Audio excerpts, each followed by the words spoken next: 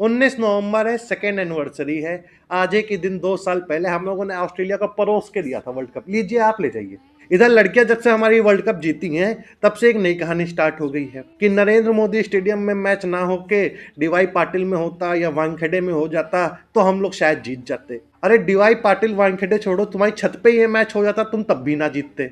अब मतलब हार को एक्सेप्ट ही नहीं करना, अलग अलग बहाने बनाने। ऐसा हो जाता तो हम जीत जाते, वैसा हो जाता तो हम जीत जाते।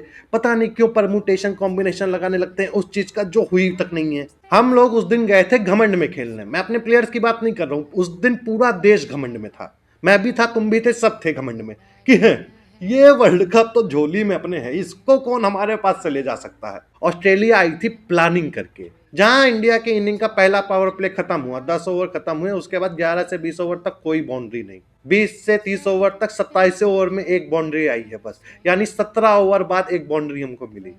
30 से 40 ओवर में 39वें ओवर में बाउंड्री आई है, 12 ओवर बाद बाउंड्री आई है। फिर 40 से 50 ओवर में 42वें ओवर में एक आ गई, तो 39 से 42 3 ओवर बाद आ गई, और फिर 42वें से सीधे 50वें ओवर में बाउंड्री आई है। 11 से 50 ओवर के बीच में हम लोगों ने सिर्फ 4 बाउंड्री मारी है, 4 बाउंड्री। ये कोई हालत तो होती नहीं है भैया मैच जीतने वाली टीम की, सीधी बात है। एक एक बंदे के लिए ऑस्ट्रेलिया प्लान करके आया था। फील्डिंग उन्होंने जबरदस्त करी, गैप्स जो उन्होंने इस तरीके से क्लोज करे थे ना, फील्डर लगा लगा के, एक से एक खिलाड़ी थे उन 11 से 50 ओवर के बीच में। हमारे पास विराट कोहली, केएल राहुल, रविंद्र जडेजा, सूर्य कुमार यादव, ये 4 मिलके सिर्फ 4 बाउंड्री मार पाए। फिर कहते हैं नरेंद्र मोदी स्टेडियम में मैच ना हो कि अगर वानखेड़े में होता तो हम लोग जीत जाते। फिर एक ये भी लॉजिक आएगा कि डीवाई पाटिल स्टेडियम में जब वो साउथ अफ्रीका की कप्तान लॉरा इतना बढ़िया खेल के गई, वो मैच हार भी गए, तब भी इंडियन क्राउड ने खड़े होकर उसको देखो कितना अप्रिशिएट किया। देखो कितने बढ़िया वहाँ के दर्शक हैं। यहाँ पे अहमदाबाद में मैच हो गया, वहाँ पे हेड ने इतना कर दिया, लेकिन किसी ने उसको अप्रिशिएट नहीं किया।